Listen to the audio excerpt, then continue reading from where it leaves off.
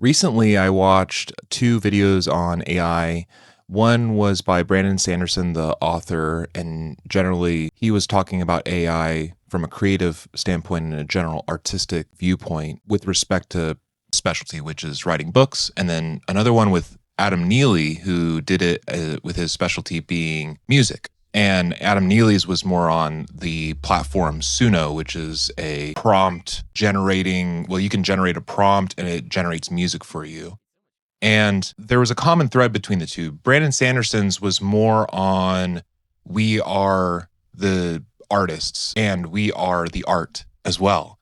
And if we don't do art, if we don't practice creativity, if we don't hone our craft, then we miss out on our own development and who we become. In Korea, we call this white sand prime.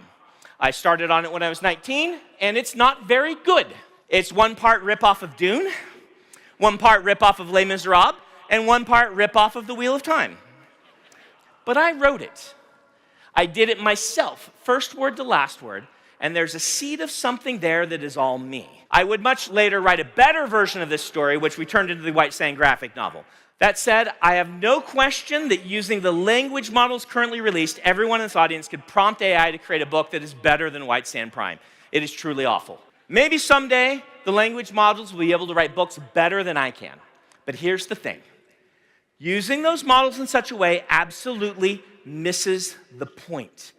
And what AI threatens is that it takes away that development in us, that we may never become who we truly are in terms of artistic voice and freedom and who we are meant to be and who we could eventually be. Because with his case study was himself, that he compared his first writings, his first book with his most current series.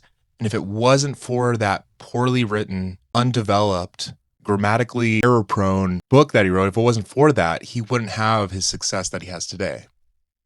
And Adam Neely's was sort of more, his thesis was about how it takes away the communal aspects of music making, the importance of it. It was more to try to, it was more of an awareness video that these apps are getting so good at creating music just based on prompts. They're highly productive, they're highly polished, and you could throw in a prompt today and publish it to Spotify tomorrow. And it would be technically really good and full of detail.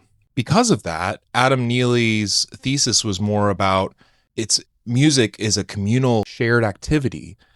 His case study and his informal polling that he asked strangers on the internet all said that it was things like, it makes me express myself, and it's easy, and it's cheap, and it was all about me. It was all about I, the individual. Most common answer to the first question about what does Suno let you do differently from other workflows was by a large margin, it saves me time. It speeds things up. Speed and getting ideas out. Speed. It's so much faster if I just want to meme at my friends. It's faster than digging for loops or samples. Rapid iteration for sure. Move fast, break things.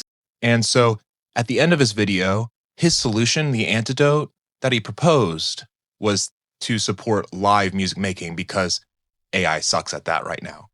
This interactivity that we have with music, and to go support musicians by going to live shows to share in that community aspect of what music is. And to me, between these two videos, at least I resonated more with the music one. I love Brandon Sanderson's idea that we need to continue to hone our craft because I don't want to have to rely on a machine to do music for me. Music is so much more than something to be consumed for me. And that was probably where the weakness in Adam Neely's video is, that when he was interviewing another musician, that the idea, the main purpose of music was to make you feel good. And I think music is just so much bigger than that. That's not a very reliable thing to rely on. It's not a very reliable idea to support your argument that we need to do music from human perspective and not an AI perspective. When music becomes a thing to be consumed, to me, it's no more than a drug or maybe a medicine that from a naturalistic point of view, you don't want to necessarily have a dependence on it. And with music, we don't have a dependence on it. We have an interdependence. We can function without music, and we don't need music, and music doesn't need us. Rather, we can act independently and depend on the other one without it being a medicine for us to cope with life. And certainly it helps with those things for mental health, absolutely. But music does things to us that I think is still a mystery to a lot of researchers, and maybe I'm wrong. Of learning that is slow, organic, and it makes you feel good when you finally get it on the other side. There's a certain thing about that you don't get when you just generate the thing and it's just there. Relying on it as a learning tool takes away your onus from the decision-making process. It's taking everything out that you normally do in here and it's putting it out here, so you don't have to do it. But the fact that communal singing has shown to increase serotonin levels and to tie us closer together is something that AI music can't really do right now. Maybe it can. But those studies researched people who sang together with their human voices, not played music together. They didn't play on a speaker, AI generated music. They were singing songs together, and that is what boosted serotonin to them and also increased their bonding with one another. That it's a totally relational thing. And to a greater extent, I think art is like that. It is something that binds us together as people, as a culture, nationally and internationally across the world.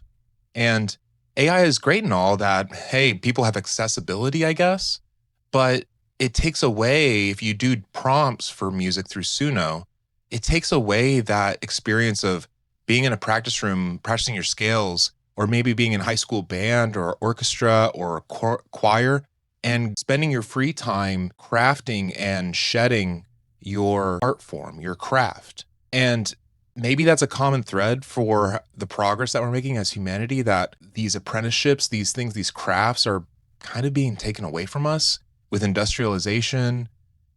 How many cobblers do you know to fix your shoes? How many professional plumbers do you really know? How often do we have to ask for a reference when we need something fixed in our house? And I don't think it's scary. I don't think it's anything to be feared. I think it's just kind of dumb at the end of the day that we're letting AI take away these things from us and deferring to them. There's pros and cons with everything. And I tend to agree with Adam Neely's philosophy that it's more than a new music technology. It's not like a piano, a new instrument. It's not like MIDI, the invention of digital music mapping to notes, pitches, and rhythm. It's something that has the ability to take away the art form from us if we let it. And I think another central point of Adam Neely's video was that he was talking about how, I almost lost it. Another central point of Adam Neely's ideas were we as a society, as the humans behind this, we have a voice in this. We have a choice. And we have in the past and will in the future ostracize, pick and choose certain things to stay with us and discard other things. And I agree with him that we don't need AI to do this. We can reject it as a form of expression. And it will have its use cases and people will kind of defer to it. But I think this is just speculating in the future. I think that it's going to get old, honestly, that people are going to be able to see through the cracks. And I have enough faith in humanity that we have enough intelligence and creative intelligence to see when a song is made by a machine and when a song is made from physical hands and physical ideas in a brain and flesh and blood. There's going to be a huge difference in the future that we are going to be able to pick and choose. I don't want the machine music. And there's something to be said about instrumental music versus songs, vocal music with lyrics, that I think that's instrumental music's strong point right now, that it's really difficult to distinguish between an instrumental track that was generated by AI and one that was made by humans. And some might see that as a weakness because if you can't tell the difference, why even bother? I should just prompt an AI to make an instrumental track for me. But the advantage lies within the fact that I get to express myself without it being trite or replicable. And with songs, I think AI generated songs, they might have impressive lyrics that rhyme, that say something meaningful and deep. They might have a voice that sounds way better than any human voice, that it's going to be auto-tuned and so digitally manipulated. But I think that manufactured machine with the lack of flaws is what's going to be its downfall in some ways. And I've been thinking about this for a long time, that there's this concept that John Green wrote back in the mid-2000s, maybe it was the 2010s, called paper towns. And it impacted a lot of preteen adults like me, preteen millennials. But the premise was really profound, that map makers would copyright and mark their territory, so to speak, by creating fake towns. And so their nickname would be paper towns, that if you see a spot on a map and it's the name of a town and you drive there, it doesn't exist, that's a paper town. And the purpose of it was that specific map maker only knew that specific city that he or she put on there, so that if anybody copied it, they knew that that was their map. It was sort of a physical, raw fingerprint. Anyway, given the forthcoming release of the trailer, I've been thinking a lot about the phrase paper towns. Like, in the book, it means different things to Q, the narrator, at different points in the story. But in real life, as you know, Hank, the phrase paper towns is about copyright. Like, map makers create fictitious entries in their map to make sure that no one else is copying them. Like, if you put my fake place on your map, I know that you've stolen from me. Every map company does this, Hank. Like, Google Maps does it all the time. They probably created a paper town called Argleton in England. A unique identifier.